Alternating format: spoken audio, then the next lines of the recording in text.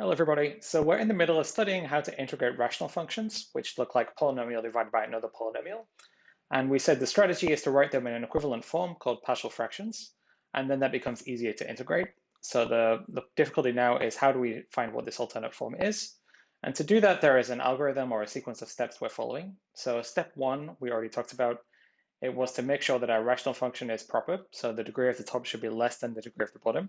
If that's not the case, then we have to use algebraic long division to make it proper. Step two, we also talked about. In step two, we had to factor the bottom, the denominator, as completely as possible. So it had to be a product of linear factors and irreducible quadratic factors. And now we are discussing step three, which is to actually write down the partial fractions decomposition and solve for the various constants. And depending on the form of the denominator in step two, there are going to be several cases. So let's start in this video with the simplest case, which is case one. Okay, so let's suppose step one and step two are complete. So we have a rational function, which is proper, and the denominator is completely factored into linear factors and irreducible quadratic factors, as we talked about. Now, case one is when the bottom q of x is a product of distinct linear factors. So we're splitting into different cases, each of which we're going to talk about separately. So let's just suppose we have an example, and when we factor the bottom, it's a product of distinct linear factors, and none of them should be a multiple of each other. So the kind of thing we have in mind is q of x is linear factor. So it could be, x plus 1, x plus 2, 2x plus 5, anything like that, times another linear factor, and then however many linear factors we have, right? So something like x plus 1 times x plus 2 times x plus 3, or whatever. It doesn't matter what the constants are. We just have a product of linear factors, and none of them is a multiple of each other. So by that, I mean x plus 1, if we have x plus 1, then 2x plus 2 wouldn't be allowed. So that would fit into a different case, into case 2. So we don't want our terms to be multiples of each other. Okay, so let's suppose we're in this group. Then there exist constants. So capital A1, capital A2, whatever, doesn't matter what you call your constants, so that we can write our rational function that we started with in this equivalent form. It looks like constant divided by the first linear factor, plus another constant divided by the second linear factor, and so on. For each linear factor, we get a term that looks like constant divided by that linear factor. So right now it looks kind of complicated with all the different symbols. We're going to see how it works in a second with an example. But to summarize, case one is what happens when we factor the bottom and we get a product of distinct linear factors, none of which is a multiple of any others. Then in our partial fractions decomposition, we get a bunch of terms. Each term looks like constant divided by one of the linear factors we had. Okay, so let's see how this works in an example. It's going to be way easier to understand there. So let's suppose we want to integrate 2 divided by 2x cubed plus 3x squared plus x. So we have a rational function, we're trying to integrate it. It's not an easy integral, so we have to do something. We have to turn to partial fractions. So let's think, okay, step one, we have to check that the degree of the top is less than the degree of the bottom. Well, the degree of the top is, we have 2, that's 2x to the 0, the degree of the top is 0. And the degree of the bottom, we have x cubed, so the degree of the bottom is 3. So the degree of the bottom, which is 3, is bigger than 0, which is the degree of the top. So this is proper, so we're in good shape. So we can move on then to step two. Step two, we have to factorize the bottom as much as possible. So that means we have to factorize 2x cubed plus 3x squared plus x as much as we can. So we see that there are no constant terms and everything is divisible by x, so we can pull an x out. So it becomes x times 2x squared plus 3x plus 1. And then we have a quadratic that we have to try to factor. So we have to look and see if we can spot some factors, and if not, we would have to check whether it's irreducible or not. Fortunately, in this one, there are factors. So if we make the naive, we have a 2x squared, so we might hope that we have an x and a 2x. And we have a 1, so we might hope that we have a 1 and a 1 as our constant terms. And actually, this is a correct factorization, right? If we multiply out, we have 2x squared plus x plus 2x gives us 3x plus 1. So this is our factorization. So now we managed to factorize the bottom as much as possible, right? It's a product of linear terms. And these are linear terms where none is repeated and none is a multiple of each other, right? X plus 1 is not a multiple of x. 2x plus 1 is not a multiple of x or x plus 1. So we're firmly in case one, right? The bottom is factored, it's a product of linear terms. None is a multiple of the other. We're in case one. So case one, we said that our partial fractions decomposition, there are a bunch of terms, one for each linear factor. And each of the terms looks like constant divided by a linear factor. So if we're in this example, we started with 2 divided by 2x cubed plus 3x squared plus x. And we have these different linear factors. We can write it as constant divided by x, plus constant divided by x plus 1, plus constant divided by 2x plus 1. Right? So if we're in case one, there are several terms. Each term looks like constant divided by a linear factor. So now before we integrate, we have to figure out what the a and the b and the c are. And A and B and C depend on whatever is on the left-hand side, right? This equation is supposed to be true for every x. These are supposed to be equivalent functions. So we have to find values of A and B and C, constants, that make these equal for every value of x. So let's see how that works. We're going to do a bit of algebra to solve for these constants. So we're trying to solve this equation. We're trying to find A, B, and C, where this works for every x. And fractions are not nice. So a good first step is to get rid of the fractions. We'd rather deal with polynomials than with rational functions, or with something that's not fractions rather than something that is fractions.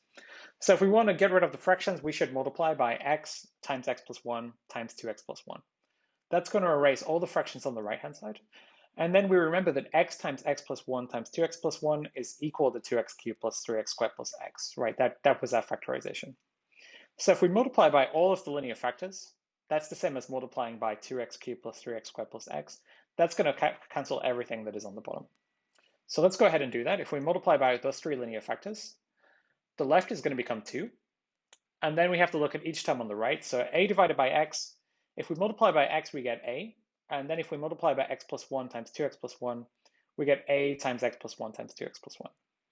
And then if we look at b over x plus 1, if we multiply by the x plus 1, it's going to cancel with the bottom. But then we still have to multiply by x and 2x plus 1. And then lastly, if we look at c divided by 2x plus 1, if we cancel with the 2, if we multiply by 2x plus 1, it's going to cancel the bottom. But then we have to still multiply by the x and the x plus 1. So if we multiply by all three of the linear terms, we get this simpler equation that doesn't involve any fractions. But now we still have to find what are a and what are b and what are c. And there are two possible methods depending on which you prefer. So if we're in case 1 where we have these linear factors, I feel like the easiest strategy is going to be to substitute. So we should substitute different values of x, and we can do that because this equation is supposed to be true for every x. So if it's true for every x, then whatever x we substitute in, we're still going to get a true equation. And you could substitute any three values of x that you like to set up three equations and then solve for a and b and c. If you have three equations, three unknowns, you can solve. But it makes much more sense and it's much easier if we choose good values of x to substitute. And the strategy is to substitute values of x that are going to make some of these terms go away. So for instance, straight away we see if we have bx and cx, these two terms involve an x. If we substitute x equals 0, these two terms are going to disappear. And we're going to be left with only the first one in terms of a.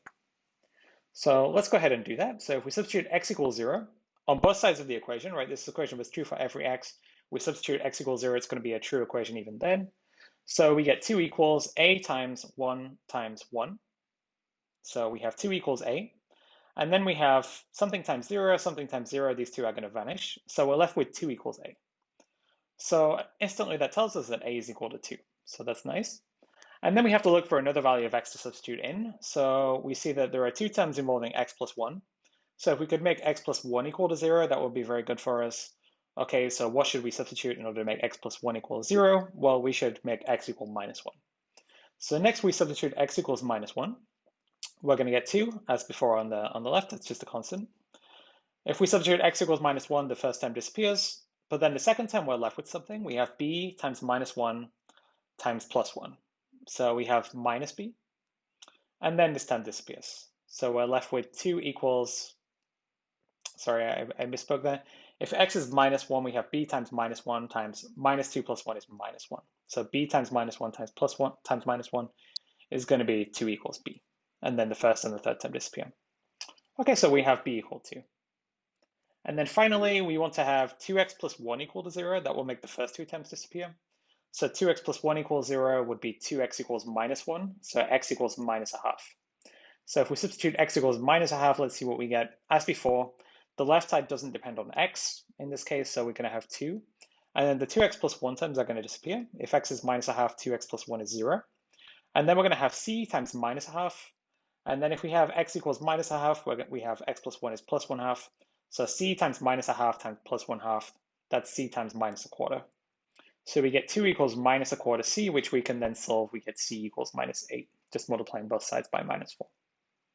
Okay, so now we managed to find a and b and c by substituting different values of x's and solving. So in summary, we just showed that the thing we started with, we wrote it in partial fractions form. We said it was something over x plus 1, something over 2x plus 1. We managed to figure out what those constants are. So it's equal to 2 over x plus 2 over x plus 1 minus 8 over 2x plus 1. And for instance, if you wanted to, you could form a common denominator and check this was really equal, but hopefully you trust the algebra we just did. And now we can integrate the right-hand side instead, because it's going to be way simpler to integrate. All right, so instead of integrating the thing we started with, we just have to integrate 2 over x plus 2 over x plus 1 minus 8 over 2x plus 1. So we handle each one separately. That's the advantage of having things that are sums. So 2 over x, the integral is 2ln absolute value x.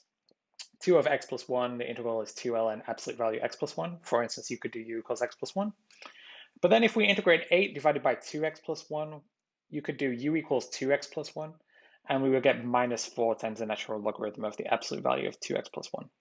As for why this minus 8 became a minus 4 after we integrated, remember here there is a 2 in front of the x. So when you do the u sub u equals 2x plus 1, you are going to get du of dx equals 2.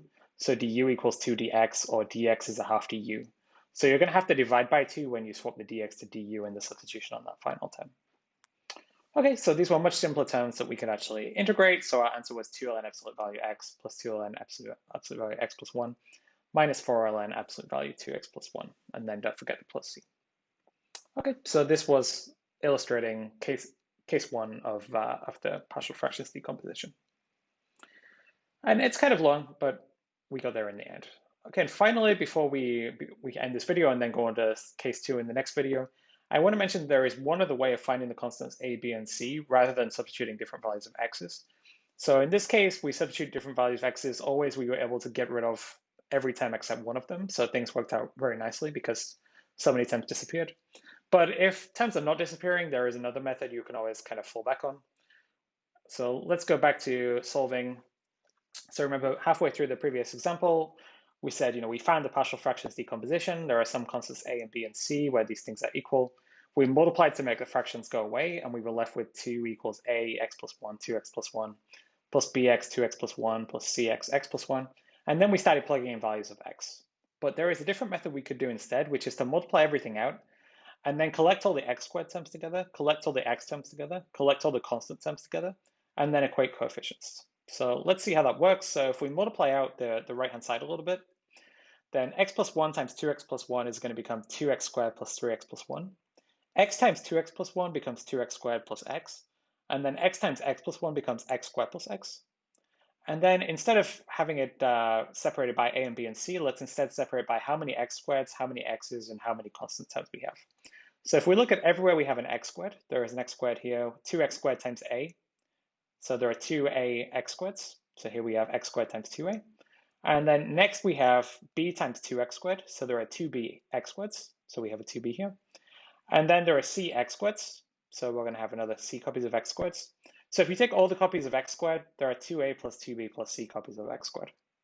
And then similarly for each power of x, right? So if we look at everywhere there is an x, there are 3a x's here if you multiply out. There are b x's here if you multiply out. There are c x's here if you multiply out. So in the end, there are 3a plus b plus c copies of x. And then if we look at everywhere there is a constant term, okay, there is only a constant term over here. We have a copies of constants. So then we can equate the coefficients on the left and right. So if we look at how many x squared there is on the left and how many x squareds there is on the right, on the left there are 0 copies of x squared. On the right there are 2a plus 2b plus c copies of x squared. So if these are supposed to be equal as polynomials, they have to have the same number of x squareds. So in the end, we have to have 2a plus 2b plus c equals 0. And then similarly on the next one, on the left there are no copies of x. On the right there are 3a plus b plus c copies of x. So we have to have 3a plus b plus c equals 0. And then with the constants on the left, there is a constant 2. On the right, there is a constant a. So we have to have a equals 2. So now this is 3 equations with 3 unknowns that we have to try to solve. And normally that would be quite a difficult task. But here we have a equal 2 straight away in the last equation, which is going to help us to simplify things. So let's solve those. So we said here are our equations we said we had to solve. They're just the same as on the previous slide. So if the third one is a equal 2, we can sub that into the first 2 equations to simplify them. So we already know a equals 2. If we sub them in, we get, okay, if a is 2, 2a becomes 4. If we move that over, we get 2b plus c is minus 4. And then if a is 2, 3a is 6. If we move that over, we have b plus c is minus 6. So now we have 2 equations and 2 unknowns, and we are back in things we're comfortable with. There are different ways to solve it. For instance, you could solve the second equation and write c in terms of b, plug back into the first equation and solve for b, and then go back and solve for c. Or you could subtract the second equation from the first equation, for instance. So if I do that, if I subtract the second from the first, on the left-hand side, 2b plus c minus b minus c, we're going to get b. And then on the right side, we'll have minus 4 minus minus 6, so minus 4 plus 6, we get b equal 2. And then if b is 2, you can go to the second equation and do c equals minus 6 minus 2. C is going to be minus 8.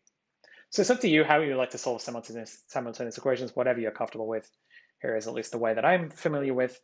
So in the end, we got a equal to, b equal to, c equals minus 8. And this is exactly the same as with the other method.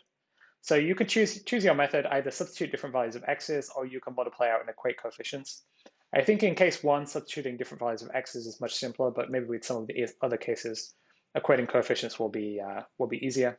But they give you the same answer if you can do them both. Okay, so that's it for this video. So just to summarize, we said, suppose we've already done step 1, which is to make it proper. We've already done step 2, which is to factorize the bottom as much as possible. Step 3, we have several cases. Case 1 is what happens when the bottom is a product of distinct linear terms, and none of them is a multiple of any other. And then the partial fractions decomposition just looks like constant divided by each linear term. So constant divided by one linear term, constant divided by another. Then we have to solve for the different constants. The strategy is to multiply both sides by the product of the linear factors on the bottom to get rid of the fractions. And then we can sub in values of x's or equate coefficients to find our constants and integrate from there. Okay, thanks everyone. We'll talk about the other cases in some other videos. Bye for now.